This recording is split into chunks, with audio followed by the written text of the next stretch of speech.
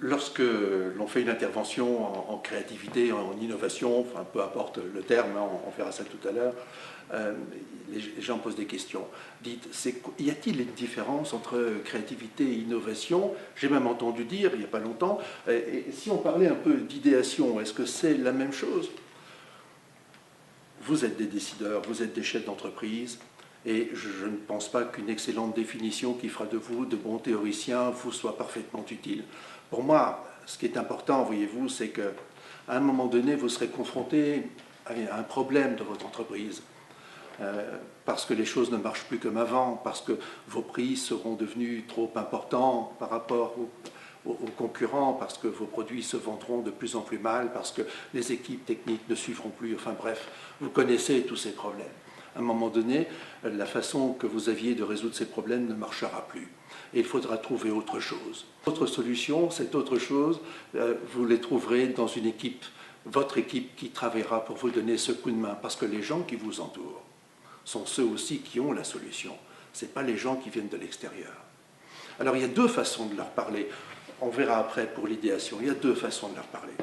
La première façon, c'est de dire, écoutez, je vous demande un coup de main, voilà le problème qui nous arrive, il faut absolument que nous nous en sortions, mais ce n'est pas la peine de tout bousculer.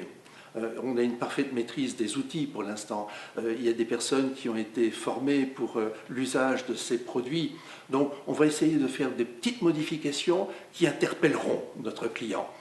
Par exemple, si j'étais, tiens, voilà, je vous demande, si j'étais ce canif, là, Victorinox, ça marche bien, mais ça marche pas bien qu'avant, pourquoi ne pas mettre une clé USB, hein, pourquoi? Ça, c'est une façon d'innover. Ça, c'est la première façon. Ou alors, vous direz à vos équipes, dites, le problème est vraiment important.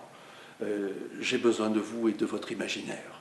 J'ai besoin que vous me fournissiez non pas des petites idées, mais des centaines, des milliers d'idées dans lesquelles je pourrais puiser pour sortir notre organisation de ce qui nous arrive. Et là, je fais confiance à votre imaginaire, je vous demande de me donner un coup de main, et on appelle ça la créativité.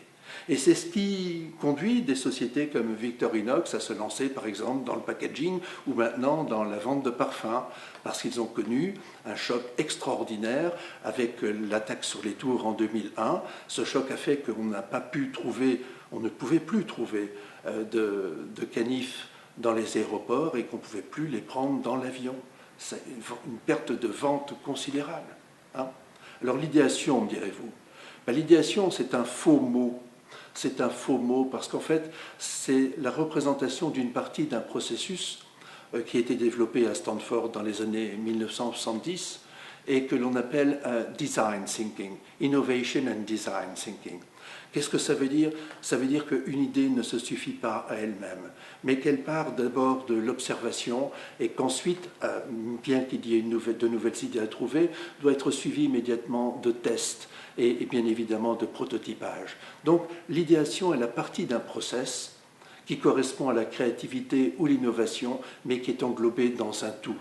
Parce que l'on fasse de l'innovation, de l'idéation ou de la créativité, il faut se rappeler une chose, c'est qu'il faut créer et faire. Il faut créer et faire.